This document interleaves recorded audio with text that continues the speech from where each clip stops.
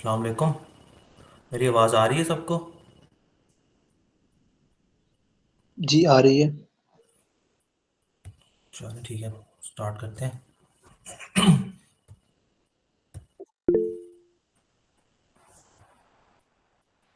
जी, अस्सलाम वालेकुम रहमतुल्लाहि व बरकातुहू। सब दोस्तों को खुशामदीद। मैं Mirza Abid Hussain as a president of Labbaik civil engineering सबको वेलकम करता हूँ। और आज जो है हमारे साथ चीफ गेस्ट हैं इंजीनियर मोहम्मद उसामा, और इन्होंने बीएस किया है सिविल इंजीनियरिंग में यूआईटी लाहौर से, और एमएस किया है टीसाइड यूनिवर्सिटी, एमएस किया स्ट्रक्चर इंजीनियरिंग में टीसाइड यूनिवर्सिटी यूके से। और रिसेंटली ये अरीना ग्रुप में एज ए स्ट्रक्चर इंजीनियर जो है जॉब कर रहे हैं। जी उसामा आबिद, खुशामदीद, welcome. Thank you. Excuse me. अस्सलाम वालेकुम। हम खादिम हुसैन रिजवी इंजीनियरिंग सर्विस की तरफ से लब्बैक सिविल इंजीनियरिंग के प्रेसिडेंट मिर्ज़ा आबिद हुसैन साहब को वेलकम करते हैं और उनका शुक्रिया भी अदा करते हैं कि उन्होंने टाइम निकाला। और हम इंजीनियर उसामा आबिद साहब का भी बहुत बहुत शुक्रिया अदा करते हैं कि उन्होंने भी अपना कीमती टाइम निकाला। और हम अ, आप शुरू कर ही चुके हैं तो हम आपसे रिक्वेस्ट करेंगे कि कंटिन्यू करें। Thank you.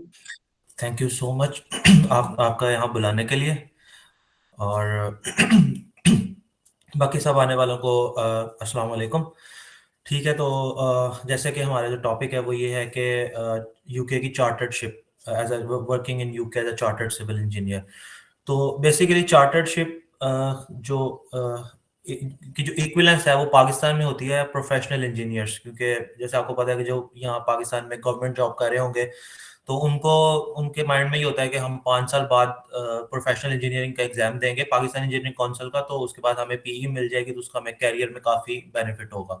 तो उसी तरह से यूके का जो प्रोफेशनल इंजीनियर का जो बैच है वो होता है चार्टर्ड इंजीनियर।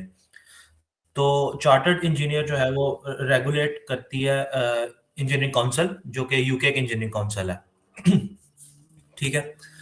तो लेकिन जो सिविल इंजीनियर्स के लिए जो स्पेसिफिक एक उन्होंने इदारा बनाया हुआ है जिसको आईसीई कहते हैं, जो यूईटी के लोग हैं उनको पता होगा कि हमारे आईसीई का स्टूडेंट चैप्टर भी है लाहौर में, यूईटी लाहौर में। तो काफ़ी सारे लोग उसके मेंबर भी होते हैं जो स्टूडेंट एक्टिविटीज़ करवाते हैं, जैसे ब्रिज डिज़ाइन और काफ़ी सारी एक्टिविटीज़ होती थी हमारे टाइम पे। तो वो आईसीई बेसिकली उनका जो ऑफिस है वो इंग्लैंड में है, जो हेडक्वार्टर है उनका। तो वो आपको हेल्प करती हैं चार्टर्डशिप लेने में। ठीक है, तो अब हम ये प्रेजेंटेशन स्टार्ट करते हैं। तो यहाँ पे इसमें तो सिर्फ जस्ट ब्रीफ हिस्ट्री है कि आईसीई 1818 में बना था, काफ़ी मतलब तकरीबन 200 साल से भी ज़्यादा हो गया। और बेसिकली इसको बनाया था कि सिविल इंजीनियर्स के जो स्टैंडर्ड्स हैं वो एक जैसे रहे पूरी दुनिया में। ठीक है, वैसे तो आपको यूके आके जॉब करने के लिए एज एन सिविल इंजीनियर किसी चार्टरशिप की ज़रूरत नहीं है, ना ही आपको किसी बॉडी के साथ अपने आप को रजिस्टर करने की ज़रूरत है। यहाँ पे आप जस्ट आप अगर इंजीनियर हैं तो डायरेक्टली भी जॉब स्टार्ट कर सकते हैं। तो लेकिन जो बेसिक बेनिफिट है वो ये है कि जब आप आईसीई का इनकॉर्पोरेटेड इंजीनियर का टाइटल या फिर चार्टर्ड इंजीनियर का टाइटल अचीव कर लेते हैं, तो इसका मतलब ये है कि आप इनफ कॉम्पिटेंट हैं। जो यूके के लोकल इंजीनियर्स यहाँ से बन रहे हैं इनकी यूनिवर्सिटी से, जो इंग्लैंड की या यूके की यूनिवर्सिटीज हैं, और आपका जो लेवल है वो उन लोगों के बराबर आ गया हुआ है। तो इसलिए एम्प्लॉयर्स के लिए काफ़ी आसानी हो जाती है आपको रिक्रूट करने में, और आपको आराम से जॉब्स वगैरह मिल जाती हैं यूके में, और इवन इवन पूरी दुनिया में। क्योंकि मैं बहुत सारे ऐसे इंजीनियर्स को जानता हूँ जो सऊदी अरब और यूएई, मिडल ईस्ट यहाँ पे काम कर रहे हैं और वो चार्टर्ड हैं, और उनके लिए बहुत आसान है कि किसी मल्टीनेशनल कंपनी में जाके जॉब करना, एज कम्पेयर टू वो लोग जो जिनके पास ऐसा कोई टाइटल नहीं है। ठीक है, तो बेसिक हमारा जो इसमें वो रहेगा वो ये मैं गाइड करूंगा कि किस तरह से हम पाकिस्तान में बैठे बैठे जो है वो इस इंस्टीट्यूट के साथ अपने आप को रजिस्टर कर सकते हैं, और अल्टीमेटली हम चार्टर्डशिप या फिर इनकॉर्पोरेटेड शिप, बेसिकली दो रैंक्स हैं। एक होता है इनकॉर्पोरेटेड इंजीनियर, जिससे हमारे पाकिस्तान में आरई कहते हैं, रजिस्टर्ड इंजीनियर। वो उसी तरह यहाँ पे होता है इनकॉर्पोरेटेड इंजीनियर, और उसके बाद चार्टर्ड इंजीनियर या फिर प्रोफेशनल इंजीनियर। ठीक है, तो हमारे लिए तो फिलहाल तो मैं मैं खुद भी एज अ इनकॉर्पोरेटेड इंजीनियर के लिए कोशिश कर रहा हूँ, या मतलब उसमें ट्रेनिंग में हूँ यहाँ पे, और मैं उसी पे ज़्यादा फोकस करूंगा। और जब आप इनकॉर्पोरेटेड हो जाते हैं, देन उसके बाद आप 2 या 3 साल के बाद चार्टर्डशिप भी आप ले सकते हैं। ठीक है, तो यहाँ पे बस उन्होंने बताया होगा, वो जो मैं पहले बता चुका हूँ, आईसी का जो ऑफिस है वो सेंट्रल लंदन में है। और इसके अलावा इनके 80,000 मेंबर्स हैं जो पूरी दुनिया में हैं। और इसके अलावा जो यूके में भी काम कर रहे हैं और यूके से बाहर भी काम कर रहे हैं। ठीक है, तो ये इनके रैंक्स होते हैं। टेक्नीशियन का रैंक होता है, उसके बाद इनकॉर्पोरेटेड का रैंक होता है, और फिर चार्टर्ड का रैंक होता है। ठीक है, टेक्नीशियन का रैंक उनके लिए होता है जो डिप्लोमा होल्डर्स हैं, जैसे मतलब हमारे डिप्लोमा होल्डर्स भाई हैं, वो यूएई में काम कर रहे हैं, लेकिन वो चाहते हैं कि उनकी जो डिप्लोमा है या जो भी उनकी स्किल्स है उनको इंटरनेशनल रिकॉग्निशन मिले। तो वो अपने आप को एज अ टेक्नीशियन मेंबर जो है वो इनके साथ रजिस्टर कर सकते हैं, और उसके लिए उनका जॉब प्रोस्पेक्ट बहुत अच्छा हो जाएगा। ठीक है, लेकिन जो ग्रेजुएट्स हैं उनके लिए जो मिनिमम टाइटल है वो एटलीस्ट उनको इनकॉर्पोरेटेड के लिए जाना चाहिए। और उसके बाद फिर जो सबसे ऊपर वाला जो इनका होता है सबसे बड़ा टाइटल, वो होता है चार्टर्ड इंजीनियर। ठीक है, तो लेकिन अभी मैंने आपको जैसा बताया कि मैं इसी पे फोकस करूंगा, इनकॉर्पोरेटेड पे, क्योंकि हम में से मोस्टली लोग यहाँ पे बैचलर्स हैं जिन्होंने ग्रेजुएशन की हुई है, या फिर जो मास्टर्स कर रहे हैं, और जिनके कुछ एक्सपीरियंस भी हो चुके हैं मास्टर्स के बाद, 2 या 3 साल 4 साल का एक्सपीरियंस भी लोग ले चुके हैं। तो अच्छा, सबसे पहले ये है कि आईसी कहता है कि आपकी जो डिग्री है वो मेरे साथ रिकॉग्नाइज हो, क्योंकि हम लोग यूईटी से हैं, फास्ट से, नस्ट से, पाकिस्तान की मोस्टली यूनिवर्सिटीज जो है ना बड़ी, उन सब का बैचलर्स जो है ना सिविल इंजीनियरिंग का, वो आईसीई के साथ पहले से ही रजिस्टर्ड है। मतलब आईसीई कहता है कि ठीक है, मतलब पाकिस्तान की ये यूनिवर्सिटीज हैं, इनका जो bachelor in civil engineering program है वो हमारे साथ रिकॉग्नाइज है, स्पेशली उन लोगों का जिनका वाशिंगटन अकॉर्ड के साथ है ऑलरेडी। आई थिंक यूईटी का जो बैच है 2016 के बाद का जो बैचेस हैं यूईटी लाहौर के, वो सबके सब वाशिंगटन अकॉर्ड के साथ रिकॉग्नाइज हैं हमसे। तो वो सारे के सारे तो डायरेक्टली एलिजिबल है। इवन इवन हमारा भी बैच डायरेक्टली एलिजिबल है, क्योंकि मुझे इशू नहीं आया। मैंने डायरेक्टली अपना उनको बताया कि मैं यूटी लाहौर से, तो उन्होंने मुझे कहा कि कोई कोई प्रॉब्लम नहीं है, आप हमारे साथ रिकॉग्नाइज है, हम आपकी डिग्री को रिकॉग्नाइज करते हैं यूके में। तो ये सबसे बड़ा एज हो गया। ठीक है, तो जब आप उनको अपना बताते हैं बैचलर्स का, तो वो आपको कहते हैं कि चलो आप हमारे साथ ग्रेजुएट मेंबर के तौर पे जुड़ जाओ। तो मेरे पास अभी मैंने उनकी ग्रेजुएट मेंबरशिप ले ली। ठीक है, अब ग्रेजुएट मेंबरशिप लेने के बाद मुझे कुछ इनिशियल प्रोफेशनल डेवलपमेंट शो करनी है कि मैंने 2-3 सालों में क्या सीखा है। और एक और बात मैं इसमें करूंगा कि जिस तरह हमें पाकिस्तान में यूनिवर्सिटी से निकलते ही रजिस्टर्ड इंजीनियर का कार्ड मिल जाता है, यूके में आपको डायरेक्टली इनकॉर्पोरेटेड इंजीनियर का टाइटल नहीं मिलता, बैचलर्स करके, इवन मास्टर्स करके भी नहीं मिलता। ठीक है, यहाँ पे जो स्टार्टिंग जो आपको मिलता है मेंबरशिप, वो मिलती है ग्रेजुएट मेंबर।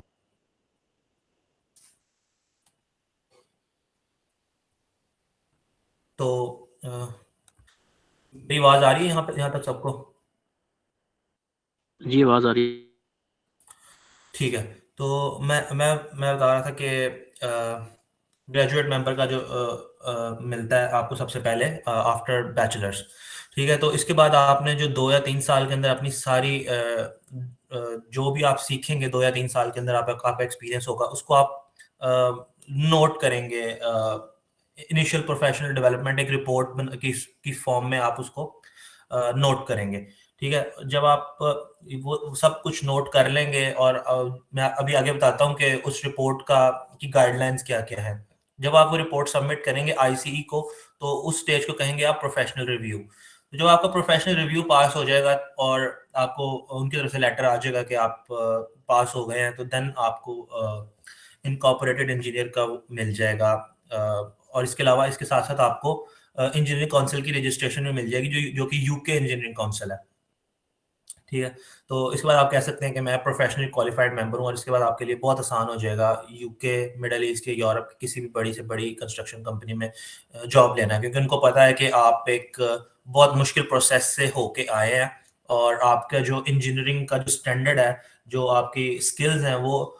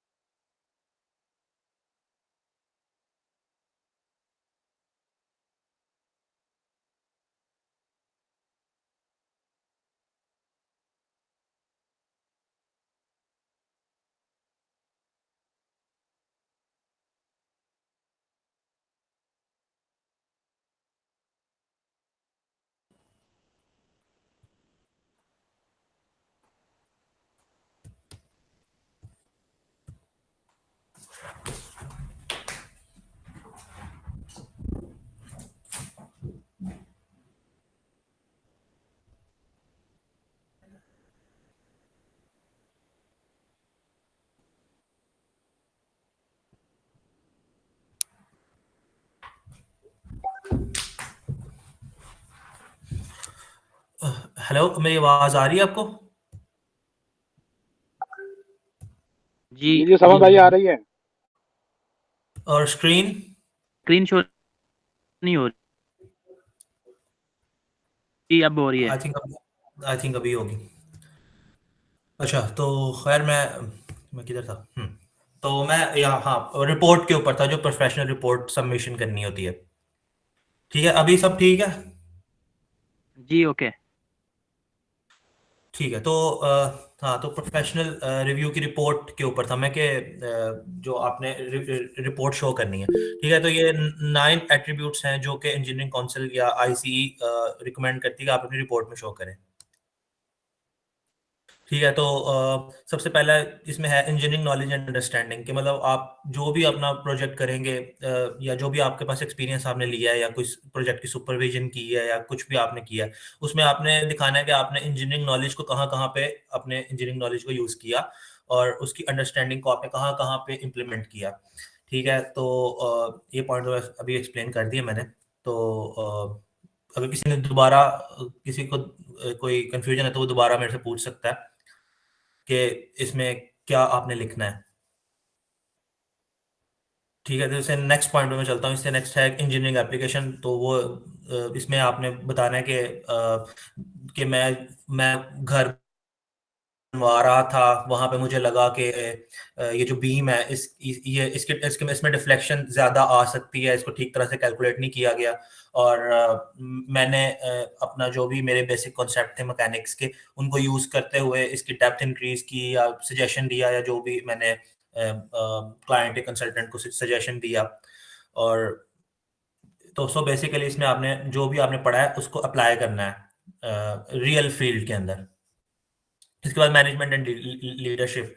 सो इसमें आपने अपनी मैनेजरियल स्किल्स शो करनी है, कि जैसे आप एक साइट को मैनेज कर रहे हैं, आपके पास स्ट्रिक्ट डेडलाइंस होती हैं कि ये काम इस टाइम पे होना ही होना चाहिए।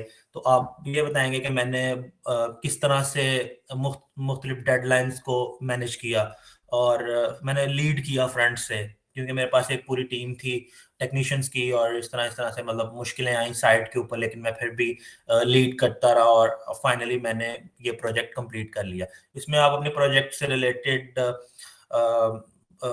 फ्लो चार्ट्स लगा सकते हैं। इसके अलावा जो स्केजुअल्स हैं वो लगा सकते हैं, जिस तरह प्राइमावीरा के जो आउटपुट्स होते हैं वो लगा सकते हैं कि मुझे ये प्लान मिला था, और इस तरह से मैंने इसको इम्प्लीमेंट किया और प्रॉपर तरीके से सब कुछ मैनेज किया। इसके अलावा आप अपनी कॉस्ट मैनेजमेंट लगा सकते हैं कि मैंने इस प्रोजेक्ट में इस तरह से जो कॉस्ट है उसको मैनेज किया था, क्योंकि प्रोजेक्ट की जो कॉस्ट थी वो ज़्यादा हो रही थी, लेबर की कॉस्ट ज़्यादा हो रही थी, तो मैंने बहुत मुश्किल से वो सारी कॉस्ट को मैनेज किया। और उसमें सारा आप अपनी कॉस्टिंग भी इंक्लूड कर सकते हैं उस रिपोर्ट के अंदर।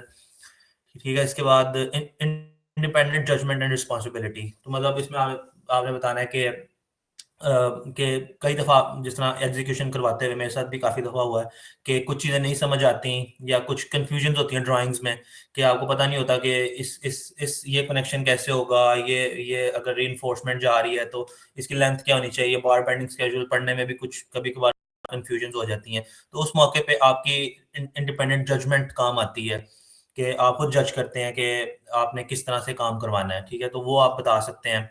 और इसके प्रूफ साथ लगाना लाजमी है, कि ड्राइंग फॉर एग्जांपल आपके लगा सकते हैं, अटैच कर सकते हैं। और रिस्पॉन्सिबिलिटी मतलब कि आपने अपनी रिस्पॉन्सिबिलिटी में वो जजमेंट ली, कि मतलब आपने जजमेंट ली है, लेकिन आप उसके पूरे रिस्पॉन्सिबल हैं, कि ये आपने खुद ली है, और कल को इसका कोई भी कॉन्सिक्वेंसेस जो भी होंगे उसके लिए आप रेडी हैं उनको फेस करने के लिए। ठीक है, उसके बाद कमर्शियल एबिलिटी। इसमें आपने बताना है कि आपने अपनी कंपनी के लिए बिजनेस डेवलपमेंट में क्या क्या रोल प्ले किया। फॉर एग्जांपल आप कोई प्रोजेक्ट लेके आए हैं अपनी कंपनी के लिए, या आपने अपनी कंपनी को हेल्प किया है कोई प्रोजेक्ट लेने में किसी भी तरह का, तो उसमें आप ये कह सकते, मतलब उसमें भी आप अटैच कर सकते हैं प्रूफ्स। फॉर एग्जांपल कोई job order, for example job order का अपनी कंपनी से पूछ के कि मैं ये जॉब ऑर्डर अपनी अपनी रिपोर्ट में अटैच कर दूं। तो इस तरह से आप अपनी दिखा सकते हैं कि आप मतलब कमर्शियली भी चीज़ों को समझते हैं प्रोजेक्ट की। फिर हेल्थ एंड सेफ्टी वेलफेयर, तो इसमें आप दिखा सकते हैं, जैसे बहुत सारे लोग हैं उन्होंने आयुष या निबोश के कोर्सेज किए होंगे जो स्पेशली यूएई में होते हैं, या फिर सेफ्टी इंडक्शन होती है साइट के ऊपर। जब भी कभी हम साइट पे जाते हैं तो हमारी वो प्रॉपर कंसल्टेंट जो है वो एक सेफ्टी इंडक्शन करता है, वो उसका अगर प्रूफ है आपके पास वो दिखा सकते हैं। और आयुष अगर किया तो वो तो बेस्ट है ना, वो उसका तो सर्टिफिकेट डायरेक्ट आप लगा दें। ठीक है, उसके बाद सस्टेनेबल डेवलपमेंट, तो आप सस्टेनेबल डेवलपमेंट का बहुत ज़्यादा आजकल दुनिया में चल रहा है कि गोरे बहुत ज़्यादा कहते हैं कि जी हर चीज़ सस्टेनेबल हो, हर चीज़ सस्टेनेबल हो। सो इसमें आप मतलब लगा सकते हैं कि फॉर एग्जांपल आपने कोई प्रोजेक्ट इस तरह का किया है, जिस तरह मतलब मैंने बैचलर्स में थीसिस किया था रिसाइकलिंग ऑफ कंक्रीट। तो मैं मतलब कि ये रिजल्ट्स आए थे और इस तरह से मैंने सस्टेनेबल डेवलपमेंट में काम किया। इसके बाद आपकी आती है इंटरपर्सनल स्किल्स एंड कम्युनिकेशन। सो इसमें तो मतलब आप कोई भी जिस तरह आइल्स किया किसी ने वो लगा सकता है कि जी मेरी इंग्लिश लैंग्वेज स्किल्स अच्छी हैं, मैं कम्युनिकेट कर सकता हूँ।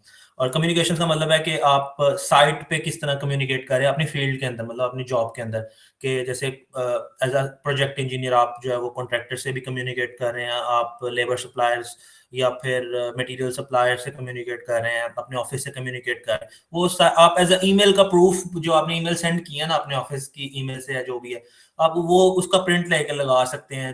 5 से 10 ईमेल्स का आप लगा सकते हैं कि मैंने इस तरह से इफेक्टिवली कम्युनिकेट किया है अपनी साइट के ऊपर। ठीक है, इसके बाद लास्ट वाला रह गया, लास्ट वाला प्रोफेशनल कमिटमेंट आई थिंक वो।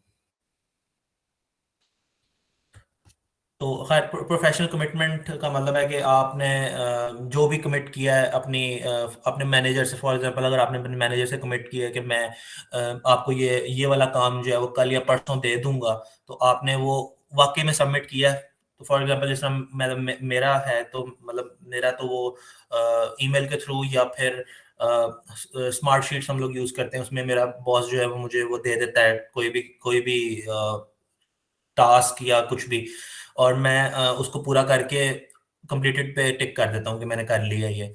और तो आप वो उस तरह का प्रूफ अटैच कर सकते हैं, कोई ईमेल अटैच कर सकते हैं कि कोई चीज़ आपसे किसी ने मांगी है और आपने कमिट किया है कि मैं कल दे दूंगा आपको ये काम, तो आपने वाकई में दिया है उसको। सो एक या दो ईमेल्स इनफ होंगी। तो जब आप ये सारे प्रूफ्स और इसके साथ आप अपनी रिपोर्ट सबमिट कर लेंगे, बना लेंगे, देन आपने ये रिपोर्ट सबमिट करनी होती है आईसीई को। ठीक है, आईसीई आपसे कुछ पैसे चार्ज करती है, उस तरफ मैं बाद में आता हूँ। लेकिन सबसे मेन चीज़ यही है कि आपने रिपोर्ट कंप्लीट करनी है। ठीक है, खैर अभी यहाँ पे सिर्फ इन्होंने ये बताया हुआ है कि आईसीई के मेंबर्स इस तरह से पूरी दुनिया में काम कर रहे हैं, Ireland, France, Cyprus, Spain, Germany और यूके, ओवरऑल पूरी दुनिया में बहुत सारे इनके मेंबर्स हैं जो काम कर रहे हैं। ठीक है, तो खैर ये सारी चीज़ें मैं पहले से कवर कर चुका हूँ। अब मैं आता हूँ फीस की तरफ। हाँ, और दूसरा ये है कि वाशिंगटन अकॉर्ड जो है वो चार्टर्ड इंजीनियर शिप को एक्सेप्ट करता है। और इसके अलावा एक मेन चीज़ ये है कि जो लोग ऑस्ट्रेलिया मूव होना चाहते हैं यूके से पढ़ के या किसी तरह भी, या इवन पाकिस्तान से डायरेक्ट, तो वो अगर वो चार्टरशिप ले लेते हैं तो उनकी जो चार्टरशिप है वो डायरेक्टली इक्विवेलेंस में होगी ऑस्ट्रेलिया की पीई के साथ। मतलब उनको ऑस्ट्रेलिया जाके एडिशनल कोई एग्जाम नहीं देना पड़ेगा, वो डायरेक्टली अपना जो है वो चार्टरशिप को कन्वर्ट कर सकते हैं ऑस्ट्रेलिया की प्रोफेशनल इंजीनियर के टाइटल के साथ। जब वो ऑस्ट्रेलिया में के पीई को अचीव कर लेंगे, देन उसके उनके लिए ऑस्ट्रेलिया में सेटल होना, बहुत अच्छी अच्छी जॉब्स लेना बहुत आसान हो जाएगा। ठीक है, तो अब मैं आता हूँ थोड़े से प्रैक्टिकल चीज़ों की तरफ, जो कि फीस और उससे रिलेटेड है कि ये सब होगा कैसे। ठीक है, तो सबसे पहले तो मैं मतलब ये आईपीडी सबमिट करने से पहले ना आपने सेम रिपोर्ट जो है ना अंडर कैरियर अप्रेजल का टाइटल के साथ सबमिट करनी है आईसीई को। ठीक है, तो इसमें उन्होंने वही सारा बताया हुआ है कि पहले आपने ग्रेजुएट मेंबरशिप लेनी है, और उसके बाद फिर आपने करियर अप्रेजल की रिपोर्ट सबमिट करनी है। बस वही सेम रिपोर्ट जो मैंने पहले आईपीडी से आपको कहा था ना, वही सेम रिपोर्ट आपने करियर अप्रेजल वालों को सबमिट करनी है, क्योंकि हम लोगों की डिग्रीज जो है वो यूके की नहीं है, तो इसलिए हमें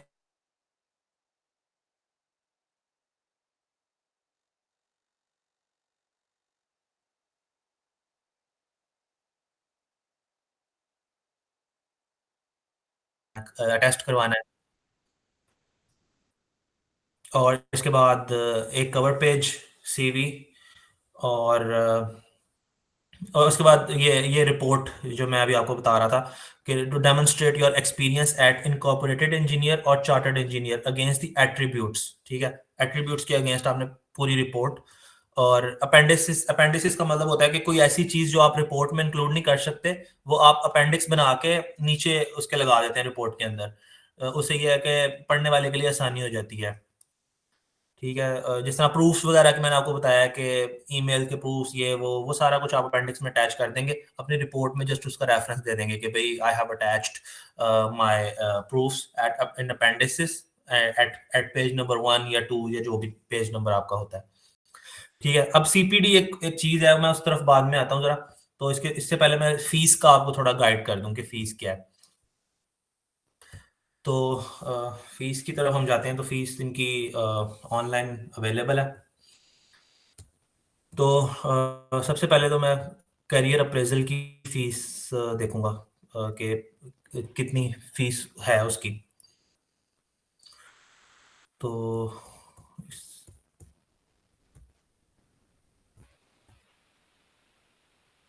यहाँ पे आ नहीं रही, लेकिन जो फीस है इसकी वो 97 पाउंड्स होती है फर्स्ट रिपोर्ट सबमिशन की। 97 pounds for for reduce rate पे आप पे करेंगे, क्योंकि आप पाकिस्तान से हैं, मतलब पाकिस्तान में जॉब करते हैं।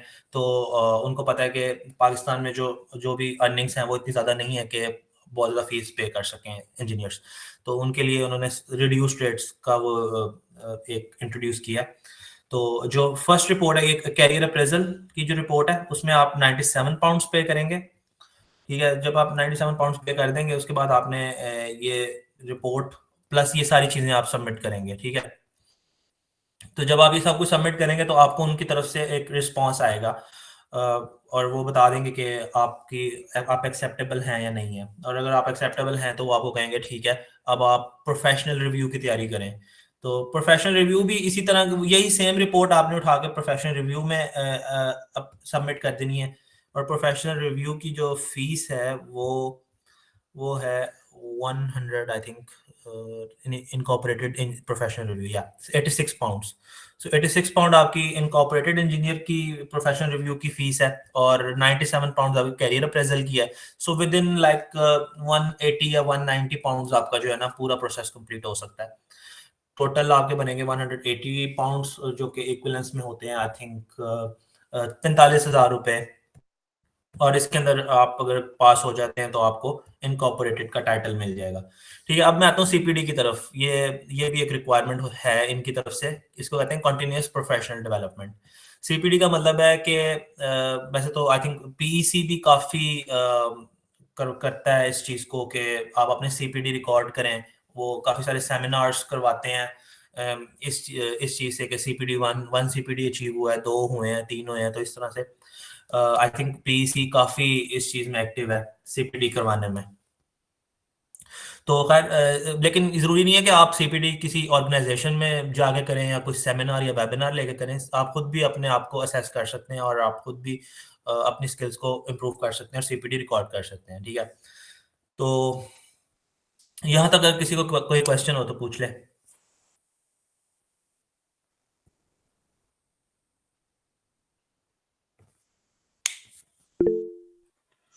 हाँ जी इजाज। जी अस्सलाम वालेकुम। क्या वाह, रसम भाई, माशाल्लाह खरीदते हैं और बहुत खुशी है माशाल्लाह आपने ये अभी ऑर्गेनाइज किया और बहुत डिटेल में आप मैंने गाइड कर रहे हैं। एक्चुअली मेरा पॉइंट ये है कि जो आप बता रहे हैं कि चार्टर इंजीनियर के लिए ये पॉइंट पहले फॉलो कर रहे होंगे, उसके बाद यानी कि जाके अप्रूवल देते हैं। जो आपने रिपोर्ट बताया कि रिपोर्ट पहले बनानी पड़ेगी हाँ और फिर जी, उसकी जो फीस पे पे करने के बाद। हाँ जी। तो सबसे पहले तो आपने अपनी रिपोर्ट अभी से बनानी शुरू कर देना, अगर आपने नहीं अपने अपने डॉक्यूमेंट किया ना, पिछला जो भी हम बैचलर्स के बाद का एक्सपीरियंस है, तो अभी से मैं प्रेफर करूंगा कि आप उसको डॉक्यूमेंट करना शुरू करें इन एट्रीब्यूट्स के अगेंस्ट।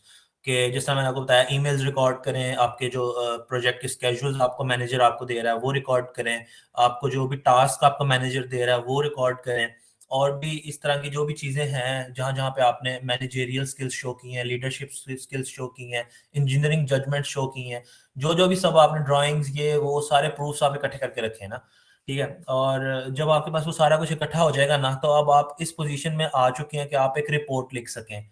ठीक है, तो 3,000 लफ्जों से लेके 4,000 अल्फाज तक की एक रिपोर्ट आप टाइप कर लें अपने कंप्यूटर में, और उसमें आप अपने साथ में ये प्रूफ्स अटैच कर दें। जब आपके पास रिपोर्ट बन जाएगी ना, देन आप अप्लाई करेंगे करियर अप्रेजल के लिए, तो उसमें आपको फीस देनी पड़ेगी लाइक 97 पाउंड्स, जो कि दिरहम्स में या रियाल्स में बनते हैं, आई थिंक 400 से 500 तक बनते हैं। ठीक है, तो जब आप ये देंगे तो आईसी आपके सारे डॉक्यूमेंट्स को रिव्यू करेगा कि आपने जो एक्सपीरियंस लिया है वो किस लेवल का एक्सपीरियंस है और आपने किस हद तक उनके एट्रीब्यूट्स को पूरा किया है। तो जब आप वो रिव्यू करेंगे आपकी पूरी फाइल को, देन वो आपको बता देंगे कि हाँ भाई आपका जो लेवल है वो इसका इतना है कि आप इनकॉर्पोरेटेड इंजीनियर बन सकें, जो कि मेरे ख्याल में हमारे लिए इजी है, इतना मुश्किल नहीं है, क्योंकि हम लोग अच्छी यूनिवर्सिटी से माशाल्लाह पढ़े हैं पाकिस्तान में और इवन अच्छे एक्सपीरियंसेस ले रहे हैं even all around the world.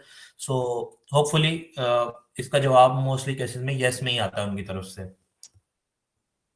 तो जब आपको करियर अप्रेजल का आंसर आएगा उनका, देन आप जो है वो प्रोफेशनल रिव्यू के लिए अप्लाई कर सकते हैं, और उसके अंदर 2-3 रिक्वायरमेंट जस्ट और हैं सीपीडी वगैरह की, और दैट्स इट, बाकी रिपोर्ट सेम ही रहेगी। क्लियर है आजाज?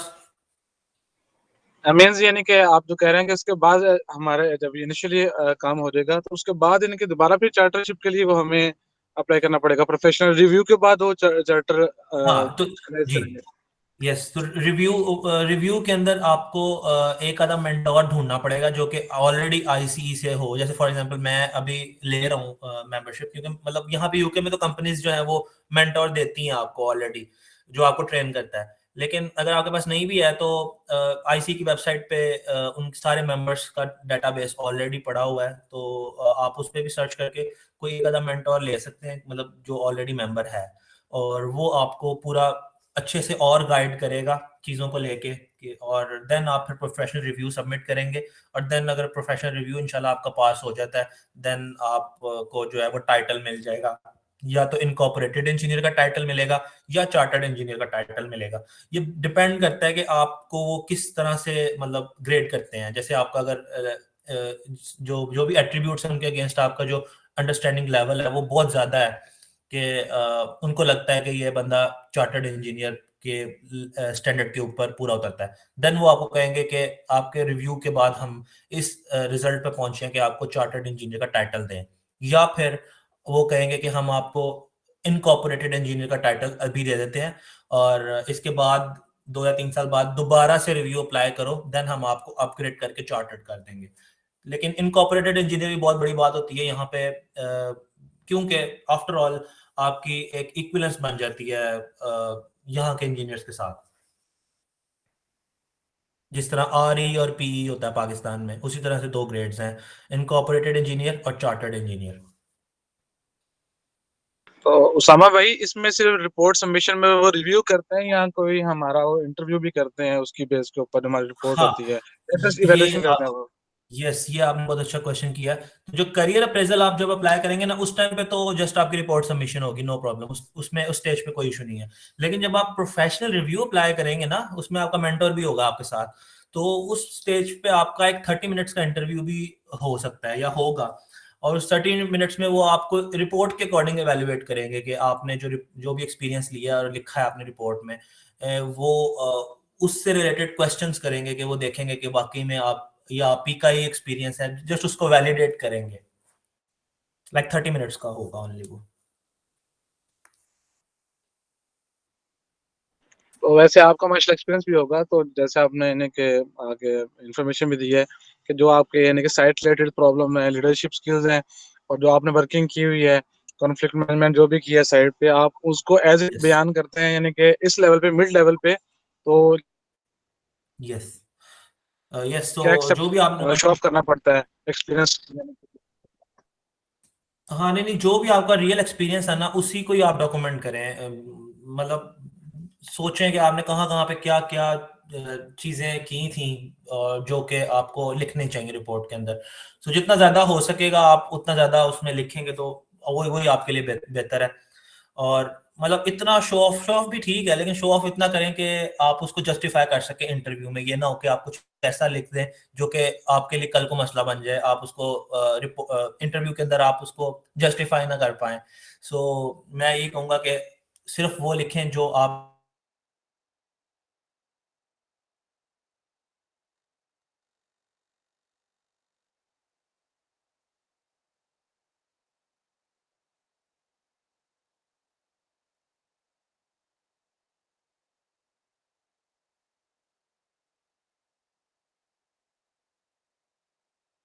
हेलो।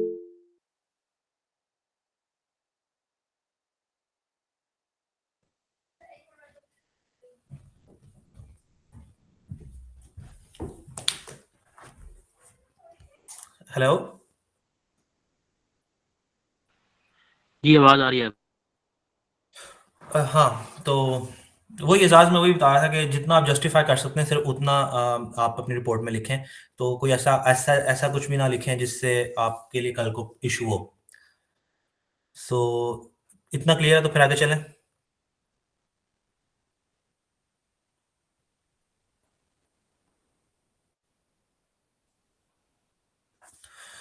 अच्छा, अब नेक्स्ट सीपीडी के बारे में मैं बताऊंगा कि सीपीडी क्या क्या है और किस तरह से आपने रिकॉर्ड करने हैं। ठीक है, तो इसमें ये होता है कि आपने अपना एनालिसिस करना है कि आपके अंदर क्या ऐसी चीज़ें हैं जो जो आपको लगता है कि मुझे इम्प्रूव करनी चाहिए। फॉर एग्जांपल ये जैसा ये टेम्पलेट सीपीडी का आईसी ऑलरेडी प्रोवाइड करता है आपको। ठीक है। तो इसमें आपने date reference in what area do I need improve my performance, मतलब किस एरिया के अंदर मुझे परफॉर्मेंस अपनी इम्प्रूव करने की जरूरत है। ठीक है। और इस एरिया के अंदर मैं किस तरह से क्या क्या चीजें सीखूंगा तो मैं अपने आप को अच्छा कर पाऊंगा। ठीक है, उसके बाद ये हो गई आपकी रिव्यू ऑफ लर्निंग नीड्स, मतलब कि आपको क्या क्या सीखने की जरूरत है। ठीक है, इसके बाद आप क्या करते हैं, डेवलपमेंट प्लान बनाते हैं उन चीजों को सीखने के लिए। ठीक है, what will I achieve, what will I do to achieve this, कि मैं क्या करूंगा कि मैं ये चीज सीख लूं। ठीक है, मुझे इस चीज को सीखने के लिए क्या क्या चीजें सीख किस किस की जरूरत है। ठीक है, how how will I will evaluate my success, मतलब मुझे कैसे पता चलेगा कि मैं सीख चुका हूँ। व्हाट आर माई डेडलाइंस, मेरी डेडलाइंस क्या, मैंने कब तक ये चीज़ें सीखनी है। तो फॉर एग्जांपल जैसे मैंने फाइनाइट एलिमेंट मॉडलिंग सीखनी थी 2019 में जब मैं दुबई में था। तो उस टाइम में मैं फ्रेश ग्रेजुएट था, मुझे नहीं आती थी, तो मुझे लगा कि मुझे ये सीखनी चाहिए। ठीक है, फाइनाइट एलिमेंट मॉडलिंग एनालिसिस। तो उसमें मुझे क्या क्या करने की ज़रूरत है कि मैं एफ सीख लूँ। तो मुझे क्या क्या करना है, मुझे स्टैट प्रो सीखना है, मुझे सैप 2000 सीखना है, उसमें मॉडल बनाना सीखना है, लोड अप्लाई करना सीखना है और लोड कॉम्बिनेशन अप्लाई करना सीखने हैं। सो मैंने अपना असेसमेंट किया और मुझे लगा कि मैं जब ये सारी चीज़ें सीख लूंगा स्टैट प्रो और सैप, तो मुझे लगा कि मैं फाइनाइट एलिमेंट मॉडलिंग में अच्छा हो जाऊंगा। ठीक है, तो ये मैंने अपना रिव्यू कर लिया लर्निंग नीड्स का। तो इसके बाद फिर मैंने मैंने क्या किया, मैंने डेवलपमेंट प्लान बनाया अपना कि मैं क्या किस तरह से अपने गोल्स को अचीव करूंगा। तो उसके बाद मैंने क्या कहा, मैंने कहा चलो मैं रिकॉर्डेड सेशन देखूंगा, यूट्यूब पे बहुत मटेरियल अवेलेबल है एफईएम से रिलेटेड। सो मैंने सोचा कि मैं ये वीडियोस देखूंगा, तो ये मुझे करने की ज़रूरत है। और इसके अलावा मैं अपने सीनियर कोलीग्स या जो जो मेरे आसपास बड़े सीनियर इंजीनियर्स हैं, मैं उनसे पूछूंगा और गाइडेंस लूंगा और थोड़ी सी प्रैक्टिस भी खुद करूंगा। ठीक है, तो ये चीज़ें मुझे चाहिए अपने मोटिव को अचीव करने के लिए। ठीक है, तो उसके बाद what resources and support I will need, कि मुझे फाइनाइट एलिमेंट मॉडलिंग सीखने के लिए क्या क्या चीज़ें चाहिए। सबसे पहले तो मुझे चाहिए स्पेयर टाइम। ठीक है, मेरे कुलीग से भी, इवन जो मेरे सीनियर इंजीनियर्स हैं उनसे, उनका थोड़ा सा फ्री टाइम मुझे चाहिए ताकि वो मुझे सिखा सकें। और दूसरा मुझे चाहिए एक लैपटॉप जिसमें इंटरनेट हो। और तीसरी चीज़ मैं खुद ऐड कर देता हूँ कि आपके पास एटलीस्ट स्टैट प्रो या सैप का सेटअप पड़ा हो। ठीक है, ये तीन चार चीज़ें आपके पास आ जाएंगी तो ये आप सीख सकते हैं। ठीक है, तो अब मुझे कैसे पता चलेगा कि मैं सीख चुका हूँ। ठीक है, तो मैं फॉर एग्जांपल मुझे ऐसे पता चलेगा कि मैं अपने मॉडल, जो सॉफ्टवेयर होते हैं इनमें ऑप्शन होती है कि आप अपने मॉडल को वेरीफाई कर सकते हैं। और इसके अलावा मैं अपने सीनियर्स को दिखा सकता हूँ कि भाई ये चेक कर लो प्लीज़ कि मैंने ठीक बनाया है नहीं बनाया। तो जब वो चेक करेंगे और वो कहेंगे हाँ भाई तुमने ठीक बनाया है, तो इसका मतलब ये है कि मैं वो स्किल सीख चुका हूँ, मुझे फाइनाइट एलिमेंट मॉडलिंग आ चुकी है और मैं इसमें ठीक हो गया हूँ। और इसकी डेडलाइन जो भी मैंने रखी थी, मैंने उस डेडलाइन से पहले पहले ये अचीव कर लिया। सो इसका मतलब है कि मेरा सीपीडी अचीव हो गया हुआ है। सो अब इसके अंदर आप अपने आवर्स ऐड कर सकते हैं कि आपको कितने आवर्स लगे हैं इस सीपीडी को अचीव करने में। सो यहाँ पे आप एक और कॉलम बना सकते हैं कि मुझे सीपीडी अचीव करने में लाइक 10 घंटे लगे हैं या 20 घंटे लगे हैं, वो जितने भी आप घंटे लगे हैं वो आप उसमें लिख सकते हैं कि इतने आवर्स लगे हैं। तो मैं किसी को ये फॉर्मेट या टेम्पलेट चाहिए हो तो वो मेरे से ले सकता है, मैं अपने सीपीडी एक्सेल में रिकॉर्ड करता हूँ। तो इसके अलावा डेवलपमेंट प्लान तक तो मैं बता चुका हूँ। इसके बाद डेवलपमेंट एक्टिविटी है कि डिटेल्स ऑफ सीपीडी एक्टिविटी, क्या क्या चीज़ें मैंने की हैं। मैंने भाई वीडियोस देखी हैं, मैंने अपने सीनियर्स के साथ बैठ के टाइम स्पेंड किया है, तो फिर मुझे एफईएम आया है। सो ये मेरी एक्टिविटीज़ हैं। डेट्स मतलब कब से कब तक, ये 19 फरवरी से लेकर 19 सितंबर के दरमियान दरमियान में मैंने ये सारी एक्टिविटीज़ करके अपना सीख लिया सारा कुछ। उसके अलावा इफेक्टिव लर्निंग टाइम मेरा 20 घंटे का था। 20 घंटे में मैंने अपनी ये स्किल अच्छी से सीख ली। ठीक है, की लर्निंग पॉइंट इसमें क्या क्या सीखा है मैंने सैप पे मॉडल बनाने सीखे हैं, स्टार्ट प्रो सीखा है, और इसके अलावा क्रिएटिंग रिपोर्ट्स, ये सब मैंने सीखा है। इसके अलावा की बेनिफिट्स और वैल्यू एडेड, मतलब क्या वैल्यू ऐड हुई है इस स्किल को सीखने के बाद। सो इससे ये हुआ कि मैं पहले प्रोजेक्ट कोऑर्डिनेटर था अपनी कंपनी में यूएई में। जब मैंने ये सब कुछ सीख लिया तो उन्होंने मुझे स्ट्रक्चरल इंजीनियर की पोजीशन पे पोस्ट कर दिया, और अपग्रेड हो गई मेरी सैलरी और सब कुछ, मुझे अप्रेजल मिल गया। ठीक है, और इसके अलावा मैं और भी बहुत सारी चीज़ें अब खुद ही करने लग गया, जैसे कि स्टील डिज़ाइन, स्टील एनालिसिस। इसके अलावा मेरे पास फ्रीलांस का काम आने लग गया, मैं फ्रीलांस में भी पैसे कमाने लग गया। सो ये सब चीज़ें मुझे फ़ायदा हुआ। तो सब अब ये सारी चीज़ को मैंने इस शीट के अंदर रिकॉर्ड कर लिया, यहाँ से लेके यहाँ तक। ठीक है, इसके अलावा बहुत सारी और भी स्किल्स हैं जिनको मैंने रिकॉर्ड किया हुआ है। तो इस तरह आप भी अपनी अपनी स्किल्स को यूँ रिकॉर्ड कर सकते हैं। किसी को ये टेम्पलेट चाहिए हो तो मैं उसको ईमेल कर सकता हूँ, मुझे ईमेल करे, मैं उसको रिस्पॉन्स में ये सेंड कर दूंगा। ठीक है, तो ये सीपीडी आपका प्लान है। तो ये आपको पीसी के अंदर भी चाहिए होता है, या आपको यहाँ पे भी चाहिए होता है, या आपको हर जगह पे जहाँ जहाँ पे भी आप जाएंगे वहाँ वहाँ पे मतलब जैसे पीसी या इंजीनियरिंग काउंसिल यूके की, या फिर अमेरिका की प्रोफेशनल इंजीनियरिंग, कहीं पे भी जाएंगे आपको ये सीपीडी अपने दिखाने होते हैं। यूके में तो बहुत मस्ट है, बहुत ज़्यादा स्ट्रिक्टनेस है। अगर आप चार्टर्ड इंजीनियर हैं और आप हर साल अपना सीपीडी रिकॉर्ड नहीं करते और इंजीनियरिंग काउंसिल को नहीं भेजते, तो आपकी चार्टर्डशिप या आपकी इंजीनियरिंग काउंसिल से जो भी आपकी मेंबरशिप है वो कैंसिल हो जाती है। जिस तरह हमारा पीसी नंबर है, वो आपका नंबर ही कैंसिल कर देते हैं यूके में, अगर आप सीपीडी रिकॉर्ड नहीं करते एक साल। तो हर साल की सीपीडी रिपोर्ट आपको बना के इंजीनियरिंग काउंसिल को भेजनी पड़ती है। सो आई थिंक यही था जो मेन पर्पस था इस टॉपिक का। सो मैंने आई थिंक मैंने काफ़ी सारी चीज़ें एक्सप्लेन कर दी हैं, जिसमें रिपोर्ट जो पे आप एट्रीब्यूट्स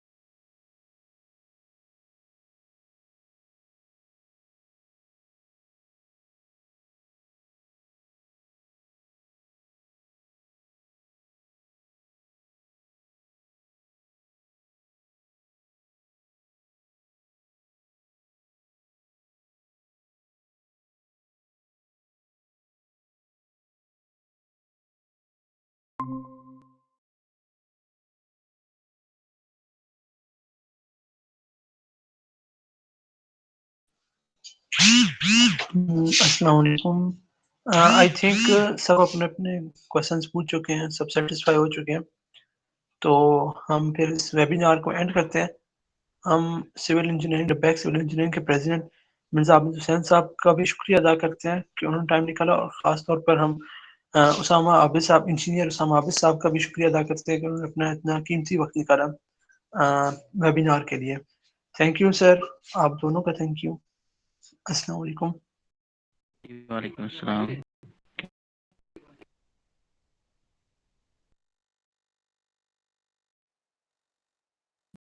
किसी को कोई क्वेश्चन हो तो वो पूछ सकता है। हाँ जी एजाज।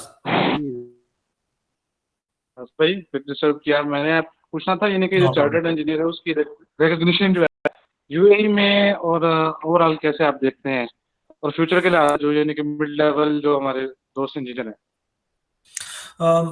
दोस्तों बेसिकली जो चार्टर्ड इंजीनियर का जो टाइटल है ये तो काफ़ी आई थिंक काफ़ी सीनियर टाइटल है, और ये एटलीस्ट आपको 5 साल के एक्सपीरियंस के बाद मिलता है।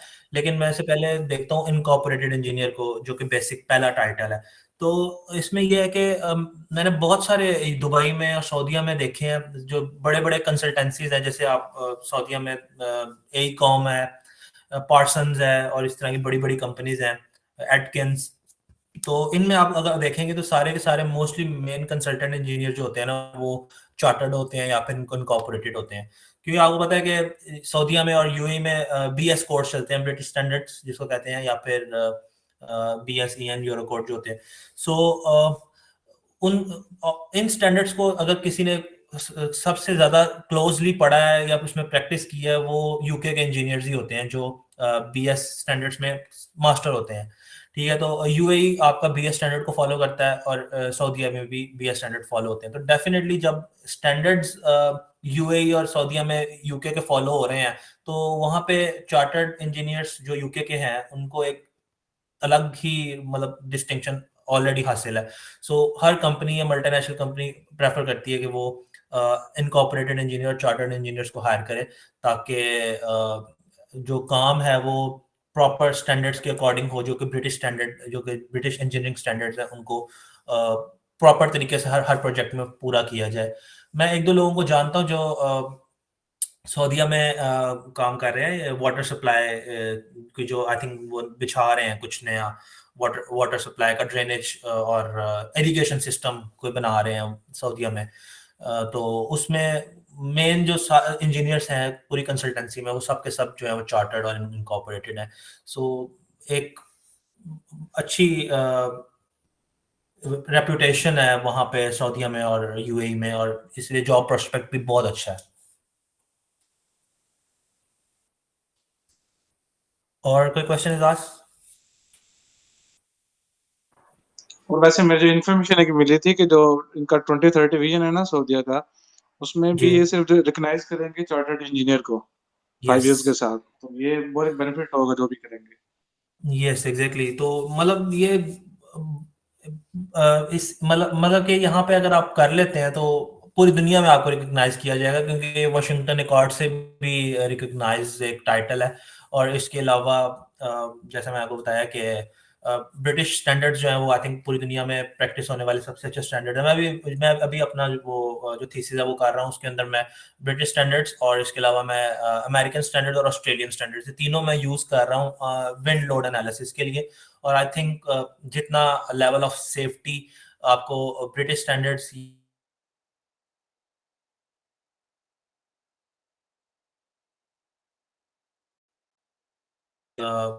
ब्रिटिशर्स काफ़ी आगे हैं इस चीज़ में। सो इसलिए अरब में बहुत ज़्यादा इस चीज़ को रिकॉग्नाइज किया जाता है और प्रेफर किया जाता है कि आप ब्रिटिश स्टैंडर्ड्स को हमेशा फॉलो करें।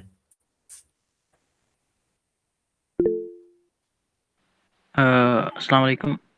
उसामा वालेकुम भाई, एक अस्सलाम। क्वेश्चन ये है कि अगर अप्रेजल रिपोर्ट जो सबमिट होती है उसमें अगर कुछ चीज़ मिसिंग होती है तो उसमें फिर क्या सूरत हाल है, वो करते हैं या नहीं करते? अगर अप्रेजल रिपोर्ट में कुछ मिसिंग है तो भी कोई इशू नहीं है। मतलब आपके एट्रीब्यूट्स के अकॉर्डिंग बस वो पूरा होना चाहिए सारा कुछ। आपने एट्रीब्यूट्स अपने 9 अभी 7 हो गए हैं, वो मैं आपको मतलब किसी जो मैं आपको वो मुझे ईमेल मेरी ईमेल शेयर कर दें, अगर किसी ने बनानी हो, मैं रिव्यू कर सकता हूँ उसकी अप्रेजल रिपोर्ट, और एट्रीब्यूट्स को जो अपडेटेड जिस तरह से आईसी की गाइडलाइंस आती हैं, मैं वो भी शेयर कर दूंगा उनके साथ, जो भी लोग कर रहे हैं। सो अगर कुछ मिसिंग हो जाता है तो भी कोई बात नहीं है। अगर आप सबमिट कर देते हैं, फीस वगैरह पे कर देते हैं, तो अगर कुछ मिसिंग है तो वो आपको कांटेक्ट कर लेंगे कि काइंडली इसमें से ये चीज मिसिंग है, तो काइंडली आप कंप्लीट हमें सेंड कर दें। सो आप वो बाद में भी कर सकते हैं। Thank you once again. और किसी दोस्त का क्वेश्चन हो तो वो पूछ सकते हैं, नहीं तो फिर हम एंड करते हैं इसको। जी।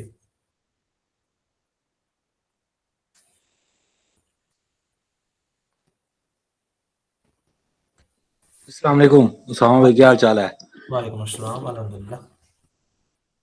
उसामा भाई, असल में ना मैंने एक चीज़ पूछनी थी कि इस चीज़ में मतलब चार्टर्ड इंजीनियर या इनकॉर्पोरेटेड इंजीनियर के लिए थ्रू आउट द करियर एक ही स्पेसिफिक फील्ड में करियर होना ज़रूरी है, या जैसे जैसे आपने प्रोजेक्ट्स किए या जो जो चीज़ें आपने की है वो मेंशन कर दें?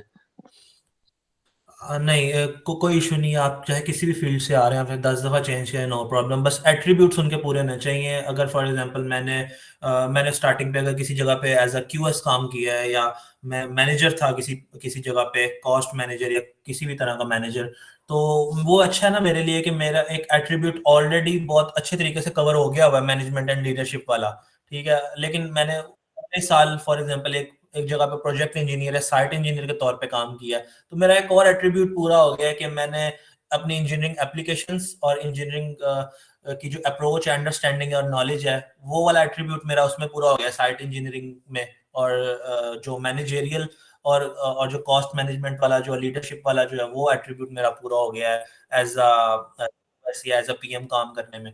सो कोई मसला नहीं है, आप शिफ्ट कर सकते हैं अपनी फील्ड से रिलेटेड एक से दूसरी, दूसरी से तीसरी, no problem, until unless it's about civil engineering. अगर जब तक सिविल इंजीनियरिंग के अंदर अंदर है, उसकी जो बाउंड्री है उसमें आता है आपका काम, सो आई थिंक आईसी उसको रिकॉग्नाइज करेगा, कोई इशू नहीं है। बस एट्रीब्यूट्स आपके पूरे होने चाहिए। अच्छा, इस पूरे प्रोसेस में हमारा मतलब जो हमारा एक होता है टाइम लैप्स या टाइम गैप, वो मेंशन करना जरूरी है या उसको कवर किया जाए इन अ सेंस किसी भी इंजीनियरिंग टर्म को लेके जिसमें हमारी एक्सपर्टीज है? टाइम गैप नहीं, कोई इशू नहीं है गैप वगैरह का भी। और कोई कोई मसला नहीं है, मतलब आपकी जो भी आपका जो आपकी जो भी आपने जो भी काम किया है, अगर तो वो एट्रीब्यूट्स के अकॉर्डिंग है तो वो उसको मेंशन करें, कोई इशू नहीं है। गैप गैप का कोई मसला नहीं है यहाँ पे, इजी। बस स्किल होनी चाहिए, डजंट मैटर, गैप का कोई मसला मसला नहीं है। थैंक यू उसामा भाई, थैंक यू। No problem. हाँ हाँ जी, एक और हाथ खड़ा हुआ है, वसीम अल्ताफ भाई जी।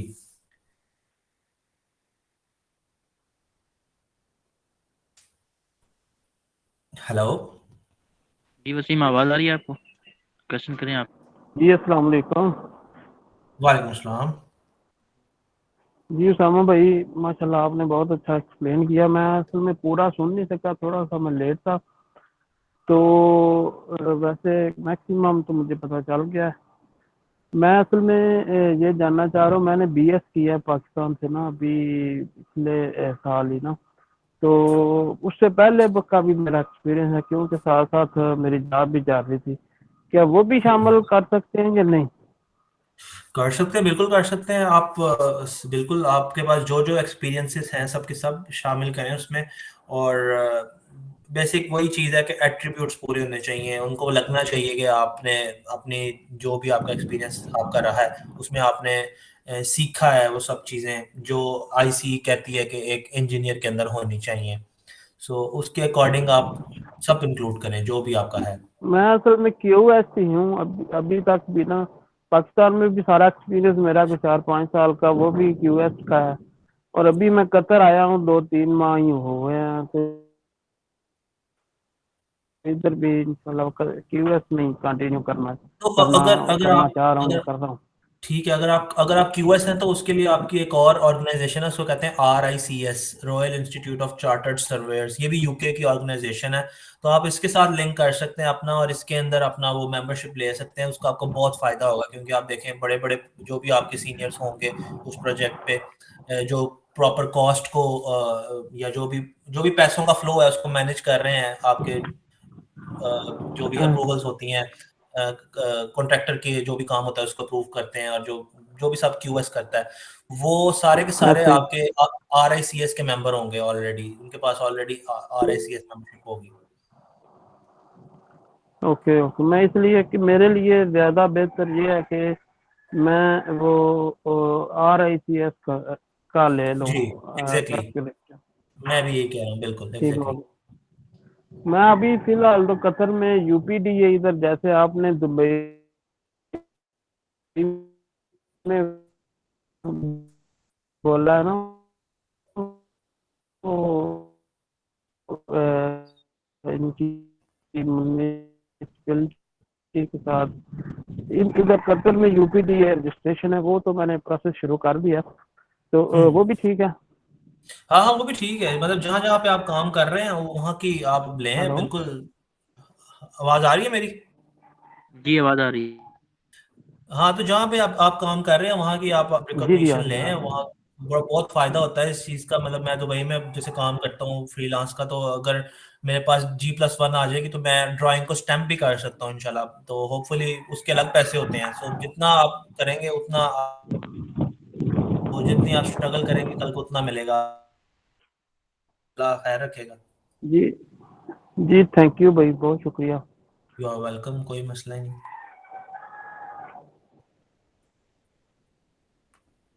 और किसी ने कोई पूछना हो कुछ?